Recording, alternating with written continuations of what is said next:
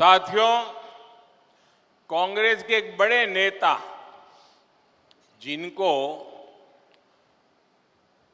UP में अपनी खानदानी सीट पर इज्जत बचाना मुश्किल हो गया है और उन्होंने केरला में अपना नया ठिकाना बना लिया है।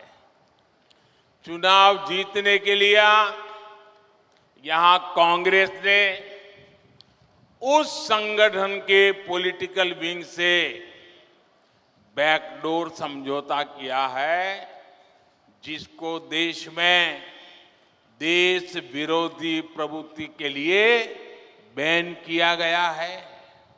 लेकिन क्या आपने कभी सुना है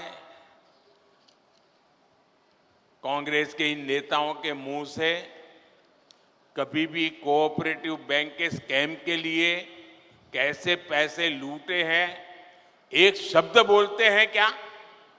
कांग्रेस के ये युवराज केरला के लोगों से वोट तो मांगेंगे, लेकिन आपके हक में, आपके मुद्दों पर एक शब्द भी नहीं बोलेंगे। സുഹൃത്തുക്കളെ, കോൺഗ്രസിന്റെ ഒരു വലിയ നേതാവ് അയാൾക്ക് യു പിയിലെ സ്വന്തം കുടുംബത്തിന്റെ സീറ്റിൽ അഭിമാനം സംരക്ഷിക്കാൻ ബുദ്ധിമുട്ടാണെന്ന് മനസ്സിലായപ്പോൾ കേരളത്തെ പുതിയ കേന്ദ്രമാക്കിയിട്ടുണ്ട്. മാത്രവുമല്ല, തെരഞ്ഞെടുപ്പിൽ ജയിക്കാൻ വേണ്ടി അവർ രാഷ്ട്രീയ സഖ്യമുണ്ടാക്കിയിരിക്കുന്നത് രാജ്യത്ത് നിരോധിക്കപ്പെട്ട സംഘടനകളുമായിട്ടാണ്. എന്നാൽ ആ നേതാവ് സഹകരണ കൊള്ളയെപ്പറ്റി എന്തെങ്കിലും ഒരു അക്ഷരം പറഞ്ഞതായി നിങ്ങൾ കേട്ടിട്ടുണ്ടോ? കോൺഗ്രസിന്റെ യുവ നേതാവ് കേരളത്തിലെ ജനങ്ങളോട് വോട്ട് ചോദിക്കും, പക്ഷെ നിങ്ങളുടെ അവകാശങ്ങൾക്കായി, നിങ്ങളുടെ പ്രശ്നങ്ങൾക്കായി അതിനെ സംബന്ധിച്ച് ഒരക്ഷരം പറയില്ല. केरला के लोगों को एलडीएफ, यूडीएफ दोनों से सावधान रहना है। केरला में भले ही कांग्रेस पार्टी लेफ्ट के लोगों को आतंकवादी कहती है, लेकिन दिल्ली में ये लोग एक साथ बैठकर चुनावी गठजोड़ करते हैं, एक ही थाली में खाते हैं। यहां केरला से बाहर निकलते ही पड़ोस में तमिलनाडु में ही दोनों पार्टियां एक साथ मिलकर चुनाव लड़ रही है। यहां भाषण देते हैं कि आतंकवादी है और वहां मिलकर के चुनाव लड़ते हैं। और जो लेफ्ट वाले लोग कांग्रेस पर परिवारवाद के आरोप लगाते थे, अब वो खुद उनसे परिवारवाद के फायदे क्या है इसके टिप्स ले रहे हैं। ये लोग इंडी अलायंस बनाकर साथ आए हैं क्योंकि ये जानते हैं कि मोदी इनके लूट के सब ठिकानों को ठप कर रहा है। इसलिए चाहे लेफ्ट हो या कांग्रेस, सबके निशाने पर मोदी ही है।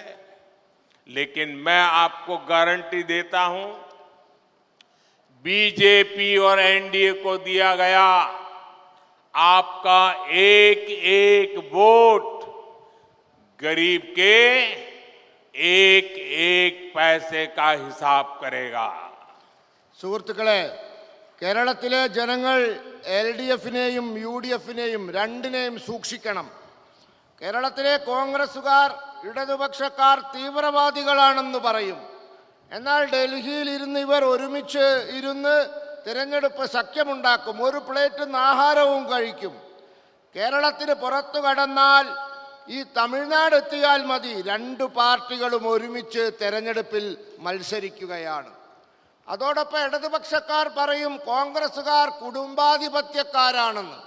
പക്ഷേ ഇപ്പോൾ ഇടതന്മാർ കോൺഗ്രസിൽ നിന്നും കുടുംബാധിപത്യത്തിൻ്റെ പാഠങ്ങൾ പഠിച്ചുകൊണ്ടിരിക്കുകയാണ്. ഇവർ ഇന്ത്യ സഖ്യം ഉണ്ടാക്കിയത് എന്തിനാണെന്നറിയാമോ? ഇവർക്കറിയാം മോദി ഇവരുടെ കൊള്ളയുടെ എല്ലാ സങ്കേതങ്ങളും തകർക്കുമെന്ന് ഇവർക്കറിയാം. അതുകൊണ്ടാണ് ഇവർ ഇന്ത്യ സഖ്യമുണ്ടാക്കിയത്. അതുകൊണ്ട് ഇവിടത്തെ ഇടതിൻ്റെയും കോൺഗ്രസിൻ്റെയും ലക്ഷ്യം മോഡിയാണ്. എന്നാൽ ഞാൻ നിങ്ങൾക്ക് ഉറപ്പു തരുന്നു, നിങ്ങൾ BJPക്ക് നൽകുന്ന ഓരോ വോട്ടും പാവങ്ങളുടെ ഓരോ പൈസയും സംരക്ഷിക്കുമെന്ന്. साथियों, 26 अप्रैल ये केरला के लिए विकास के संकल्प का दिन होगा। केरल के उज्जवल भविष्य के लिए वोट करने का दिन होगा। मेरी अपील है कि वोटिंग के दिन आप आलातूर से डॉक्टर TN सरसो, त्रिशूर से श्री सुरेश गोपी, पोन्नानी से श्रीमती निवेदिता सुब्रमण्यम, मलप्पुरम से श्री VC अब्दुल सलाम और चालाकुड़ी से NDA उम्मीदवार श्री KA उन्नीकृष्णन, इन सबको रिकॉर्ड वोटों से जिताकर मुझे दिल्ली में मदद करने के लिए भेजिए। आप मेरा यह अनुरोध हर घर तक पहुंचाए और हर घर ये भी बताएं कि मोदी जी ने हर परिवार को, हर बुजुर्ग को, हर माता को, सबको प्रणाम कहा है।